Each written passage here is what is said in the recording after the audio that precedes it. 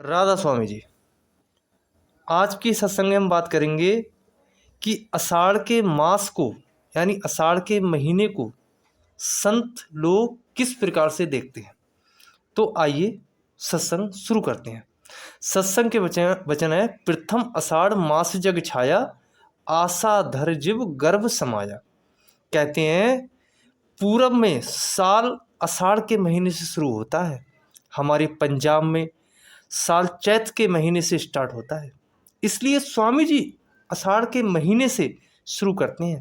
कहते हैं जब आदमी मरता है तो इसके कुछ काम पूरे हुए, कुछ बाकी रह गए।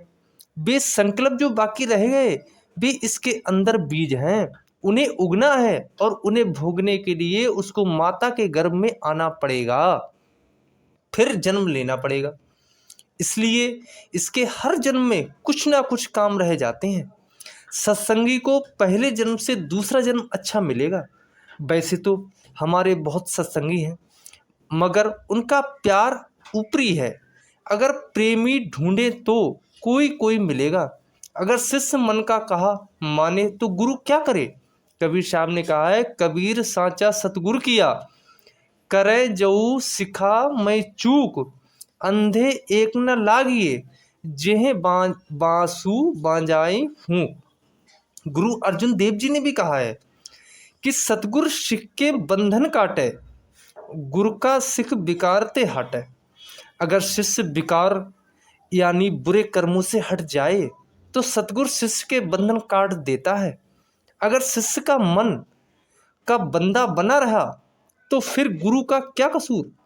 काल ने बख्शीश ली हुई है, पहली की संत रिद्धि सिद्धियां और करामतें दिखाकर नाम ना दें, दूसरी संत जबरदस्ती नाम ना दें, तीसरी जीव को पिछले जन्म की खबर ना हो, और चौथी की जिस जन्म में भेजा जाए उसी जन्म में खुश रहे। पशु अपनी योनि में खुश है, पक्षी अपनी योनि में खुश है। जिसे सारी उम्र पेट के धंधों से ही फुर्सत नहीं, उससे सतगुरु किस तरह से ले जाएगा। अगर यह गुरु का भक्त है तो इसे गुरु ले जाएगा। यह मन विषय विकारों में पड़ा हुआ है, सतगुरु शिष्य के अंग संग रहता है और संभालता है। सतगुरु तो शिष्य के लिए ही आता है मगर यह उसके दया का पात्र बने तो जो आशा मनसा बाकी रही, जो कर्म बाकी रहे, उनमें ख्याल रहा तो फिर गर्भ में आना पड़ेगा। आज की वीडियो राधा स्वामी सत्संग व्यास संतमत प्रकाश भाग 3 से ली जा रही है। वीडियो का विषय है आषाढ़ महीना। सारे सत्संगी भाइयों से निवेदन है कि वीडियो अंत तक सुने। अगर वीडियो पसंद आए तो वीडियो को लाइक करें, चैनल को सब्सक्राइब करें और अधिक से अधिक शेयर करें। तो वीडियो पे आते हैं। सारी दुनिया की जितनी रूहें हैं सभी के मन में आस है। हर एक जीव कहता है कि मैं यह करूँगा, मैं वह करूँगा। आशा और मनसा मरती नहीं, इसकी मुक्ति होती नहीं। अब जीव का घर तो था सचखंड यानी सतनाम, मगर इसने आशा दुनिया की दौलत की रख ली कि मैं राजा महाराजा या बादशाह बन जाऊं, ठगियां करके दुनिया को लूट लूं। इस आशा की वजह से उस देश को भूल गया और प्रदेश में आकर दुख पाने लगा। जो जो भूलता रहा त्यों तो दुख पाता रहा। हालांकि उस समुद्र की बूंद था जहाँ न दुख है न सुख है, न जन्म है न मरण है, मगर यह अपने घर को भूल गया है। इस दुनिया के घरों को, इस दुनिया की कौमों को, मजहबों को देखकर भूल गया है। अगर यह जानता कि यह मेरा घर नहीं तो यह फंसता ही क्यों। यह यहाँ आकर भूल गया। सतगुरु तो तेरी चाहता है कि इसका एक ही जन्म में पर्दा खुल जाए। सतगुरु तो दोनों हाथों में लिए खड़ा है कि आओ, मगर यह लेता नहीं। जब इसका वक्त खत्म होने को आया तो इसे बाहर आना है, अंदर तो रहना ही नहीं है। अंदर इसे सब कुछ पता होता है। जब बाहर आया सब कुछ भूल गया, यानी माया ने सब कुछ भुला दिया। जो कुछ यह गर्भ में सोचता है उसके मुताबिक यह बाहर आकर कर्म करता है और दुख और सुख भोगता है। गर्भ में यह उल्टा लटका हुआ होता है, वहाँ दिन रात पुकार करता है कि ऐ मालिक, अगर तू मुझे बाहर निकाले तो मैं तेरा श्वास श्वास नाम जपूं। मगर बाहर आकर सब कुछ भूल जाता है। इसे जन्म लेते ही दुख भोगना पड़ा, क्योंकि यह संसार के दुखों का घर है। अगर आप इंद्रियों के भोगों में सुख समझो तो आपकी मौज, वरना उनका नतीजा क्या है? रोग, दुख और नरक। आप शराब पी लो और नशे की मस्ती में सुख कहो तो आपकी मर्जी, मगर जब नशा उतरा तो फिर दुख बल्कि पहले से भी ज़्यादा होगा। सो हुजूर स्वामी जी महाराज फरमाते हैं कि जब यह दुनिया में आया तो इसके लिए दुख आने शुरू हो गए। कौन से दुख? यह आगे कहते हैं। मांस का लोथड़ा सीधा लिटाया तो सीधा पड़ा रहा, उल्टा लिटाया तो उल्टा पड़ा रहा। धूप में लिटा तो छाँव में लिटा दो, बोलता तो नहीं है कि मुझे धूप में लिटाया हुआ है या छाँव में। ना मुंह से बोल सकता है ना इशारा कर सकता है। यह दुख नहीं तो और क्या है? सर्दी लगती है, गर्मी लगती है, मच्छर काटते हैं, प्यास लगी है, बोल नहीं सकता, भूख लगी है, बोल नहीं सकता। ज़्यादा दुख हुआ तो रो पड़ेगा। इससे ज़्यादा अपना दुख जाहिर करने का कोई और तरीका नहीं है, जरिया नहीं है। अब यह रोता है, इसके पास और कोई हथियार नहीं है। जब दुखी हो तो रोता है। अब अगर कमर में दर्द हो तो माँ जुलाब देती है, बीमारी और है, दवा देती है कुछ और। यह दुख नहीं तो और क्या है? माँ बाप सोचते हैं मगर असली राज नहीं समझते। बच्चा बता नहीं सकता और माँ बाप की अक्ल काम नहीं करती। इसका सर्दी या गर्मी से सिर दुखता है, माँ बाप जुलाब देते हैं, उल्टा और दुख हो गया, या इसे भूत प्रेत निकालने वाले के पास ले जाते हैं। उनकी धुनी और इलाज से दुख और बढ़ जाता है। बीमारी कुछ है और दवा कुछ है और नतीजा क्या निकला? इसको दुख ज़्यादा हो गए। कहते हैं कि अब आप बोलने लग गया, अपना दुख बताने लग गया, दौड़ने लग गया, भागने लग गया। अब यह चाहता है खेलना, माता पिता चाहते हैं पढ़ाना, पढ़ने में इसकी आज़ादी जाती है।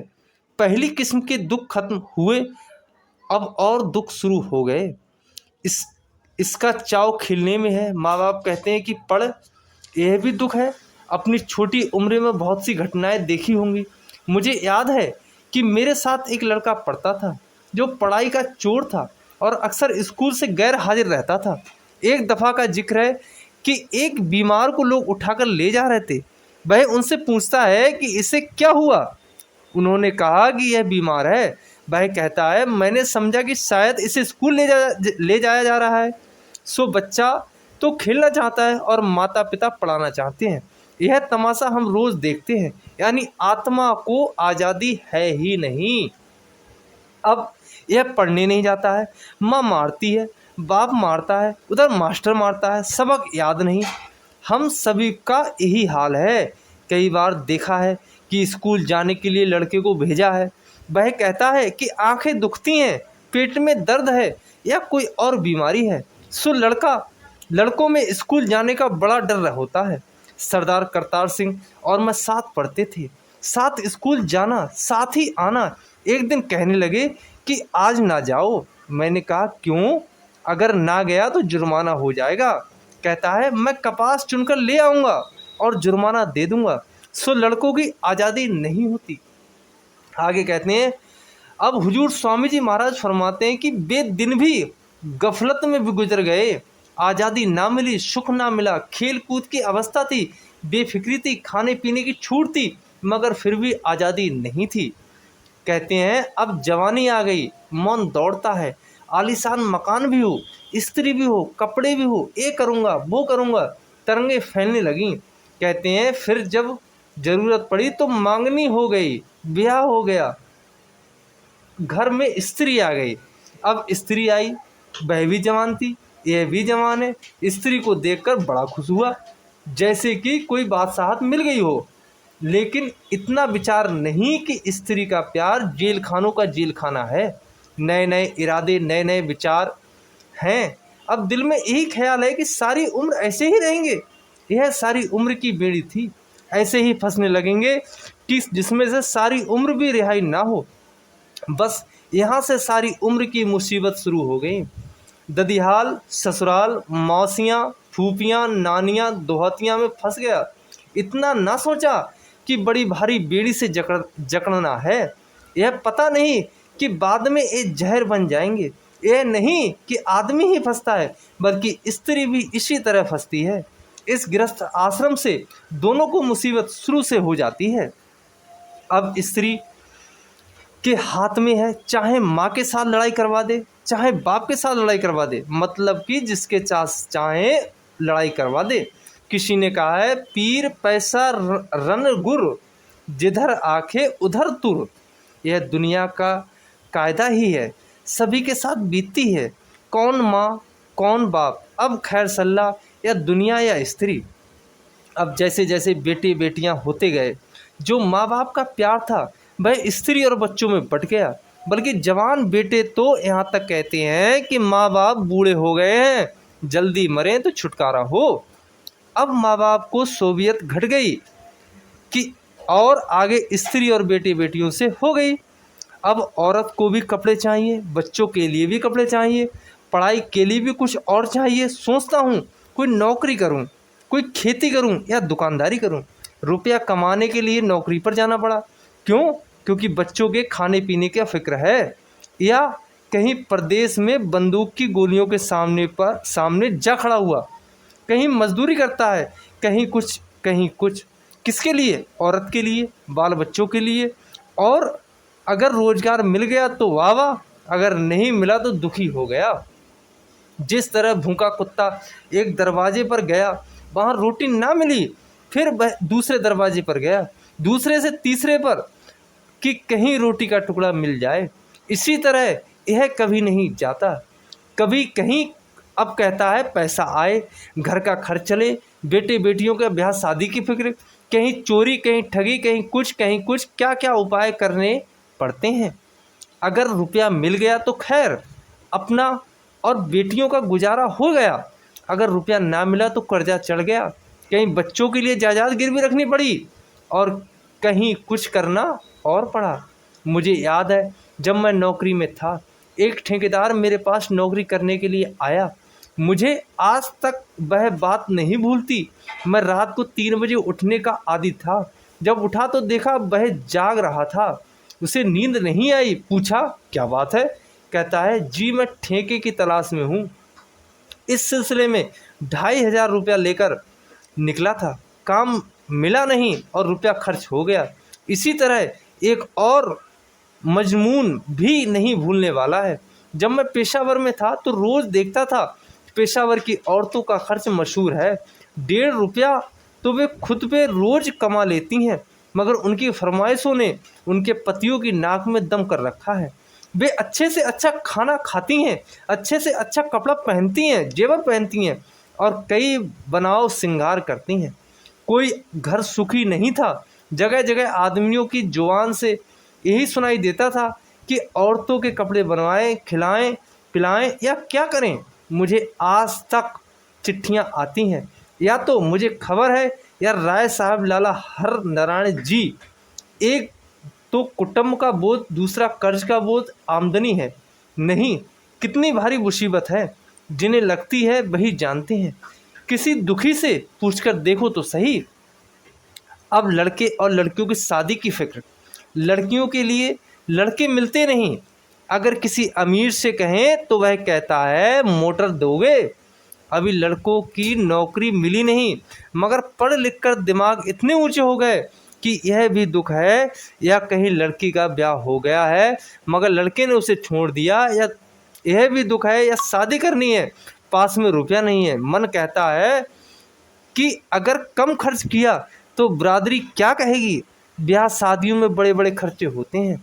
अब तो बिरादरी ने खर्च कुछ कम किए हैं, मगर किसी किसी बिरादरी में तो बड़ा खर्च है। कई बिरादरियों में मरने पर बड़ा खर्च होता है। अगर कोई आदमी मरा तो समझो कि 1,500-2 हज़ार का कर्जा हो गया, सिर पर बोझ चढ़ गया।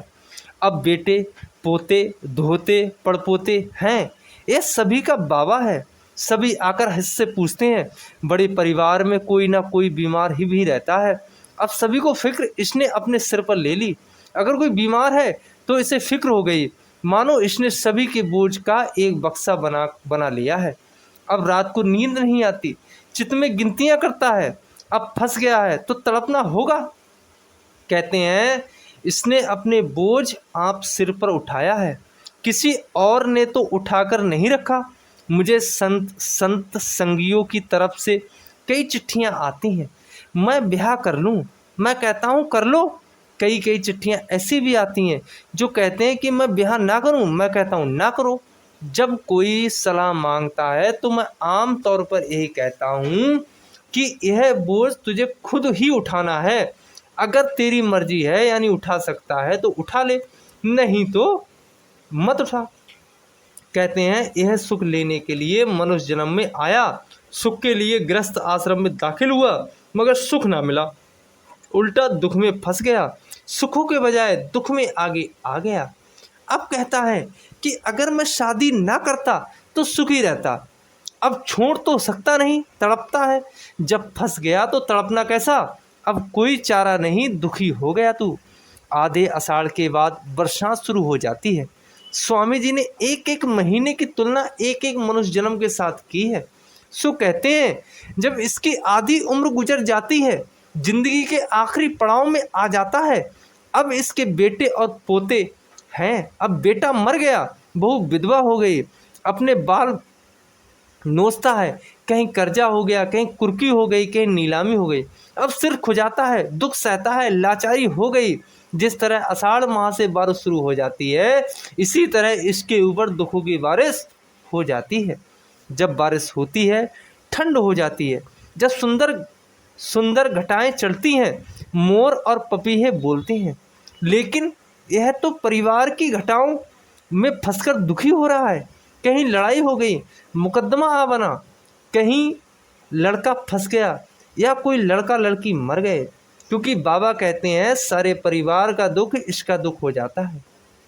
पुत्र प्रदेश में गया, दुख है, बहू दुखी है, दुख है, दुख खुद बीमार है, बीमारी लाइलाज है, यह भी दुख है। मतलब कि कई किस्म के दुख में सहता है। अब चारों तरफ से घटनाएं ने आकर घेर लिया। कुछ शरीर के दुख हैं, कुछ लड़के लड़कियों के दुख हैं, मतलब कि कई तरह के दुख हैं। अब कहता है कि मेरी अक्ल काम नहीं करती, चिंता में डूबा रहता हूँ, दुख में डूबा रहता हूँ, यानी दुखों की घटा आ गई, अब अक्ल काम नहीं करती, क्या करें और क्या ना करें। घोर अंधकार में ना सूरज होता है ना चंद्रमा। कहते हैं ज्ञान का सूरज और भक्ति का चंद्रमा नहीं है। अब ऐसे समय में कौन भक्ति करे, घना अंधकार छा गया है, ना भजन रहा, ना सिमरन, ना सत्संग और ना कोई कामकाज ही रहा। मतलब कि कुछ भी नहीं रहा, मनुष्य जन्म बर्बाद हो गया। करोड़ों जन्म भोगने के बाद मनुष्य जन्म मिला है। इसमें रूह को सचखंड पहुंचना था, मुक्ति हासिल करनी थी, मगर यह दुनिया के दुखों से घिर गया। जहाँ कुछ भजन बंदगी नहीं की, अगर करता तो लोक के साथ परलोक भी संवरता। कहते हैं अब लोक भी गया और परलोक भी गया, विषय विकारों में और कई तरह के धंधों में यह लोक भी गया। अगर यहाँ कुछ नहीं तो आगे परलोक में जाकर क्या करेगा। कहते हैं यह भी बीते दुख में सब दिन, वृद्ध अवस्था आई छिन छिन। अब 80-90 से ऊपर की अवस्था हो गई, बहुत ही बूढ़ा हो गया, हाथ पैर नहीं चलते, शरीर काम नहीं करता, घर वाले उसकी बात का जवाब नहीं देते कि बूढ़ा ऐसे ही बकता रहता है, और ज़्यादा दुख हो जा गया। चाहता है जान निकल जाए, मगर वह भी नहीं निकलती। अगर शरीर चलता रहे तो भी सुख हो। कहता है वृद्धा ही बादल उमड़, घेर लिया तन खंड, लोभ नदी बाढ़न लगी, तृष्णा अति प्रचंड। ज्यों ज्यों बूढ़ा होता गया, तृष्णा बढ़ती गई, बेटों की फिक्र, पोतों की फिक्र, पड़पोतों की फिक्र। अक्सर देखा है कि कोई बूढ़ा ऐसा नहीं जो बाल बच्चों के दुख से दुखी ना हो। मेरे बाबा था, वह कहता था कि बेटे को ब्याह हो जाए, ब्याह हो गया, पोता पैदा हो गया, फिर कहता है इसका भी ब्याह हो जाए, उसका भी ब्याह हो गया, अब कहता है इसका भी नन्हा बेटा हो जाए। मैंने एक दफ़ा कहा अब तो तृष्णा को छोड़ो, कहते हैं एक लड़का बाकी है, उसका भी ब्याह हो जाए। खैर नाम लिया हुआ था तो महाराज जी से प्यार से था। मैंने कहा आपकी हिर्ष कैसे पूरी होगी, कहने लगा, अच्छा तुम्हारे कहने से छोड़ देता हूँ। सो कहते हैं तृष्णा बढ़ती जाती है, करने योग्य कुछ है नहीं, मगर सारे परिवार की फिक्र है कि यह हो जाए या वो हो जाए। कहते हैं बुद्धिहीन बल छीन हुए, वर्षा तन से होत, नैन नीर मुख नाश का, बहन लगे जस सोत। बुढ़ापे में याददाश्त कायम नहीं रहती। कई बूढ़े आदमियों को देखा है कि रोटी खा चुके हैं, किसी ने पूछा कि रोटी खाई, कहते हैं नहीं, अब बुद्धि काम नहीं करती, आंखों से पानी बहता है, सिर कांपता है, हाथ पैर कांपते हैं, लेकिन अब भी बाल बच्चों का और दूसरे के सामान का ख्याल नहीं छोड़ता। कहते हैं आंखों से पानी बहता है, नाक से पानी बहता है, मुंह से पानी टपकता है, कुछ करने लायक नहीं, जहां बैठा वहीं बैठा रहा। आज के सत्संग की वीडियो यहाँ पर ही समाप्त हुई। सारे सत्संगी भाइयों से निवेदन है, अगर वीडियो अच्छी लगी हो तो वीडियो को लाइक करें, चैनल को सब्सक्राइब करें और वीडियो को अधिक से अधिक शेयर करें। राधा स्वामी जी।